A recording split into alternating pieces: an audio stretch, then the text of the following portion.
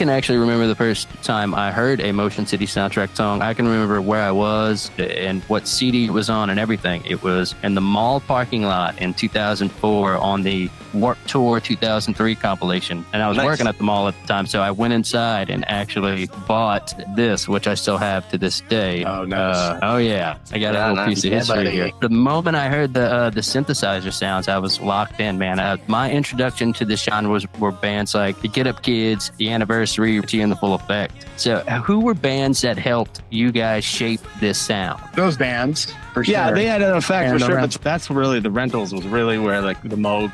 I was like I was a weird kid, right? So like I was like, everything had to be punk rock. You know, we couldn't play through pedals, and I was like anti whatever. And then when I found out about there was a thing called analog synthesizers in the band The Rentals, because I was obsessed with Weezer, and then The Rentals happened, and I was like, this is the coolest shit I've ever heard, and I want to do that. And I went out and got a realistic, traded one of my basses in for a realistic, and I used to play bass with the keyboard on top of my bass amp, and I would go back there and make weird noises. It was much later that I learned how to actually make notes, and not just weird noises, not just sound. Yeah, no, but I was just weird, just obsessed with that, and and again, like you said, like the bands you listed, the Get Up Kids were a huge thing. I loved them. I loved it. You know, Superchunk had songs that they had thrown the MG1 on in the past that you could tell when you hear it. And you're like, oh, that's that sound that I've always heard and I've always liked. And so I just really liked that idea, and I was kind of obsessed with it.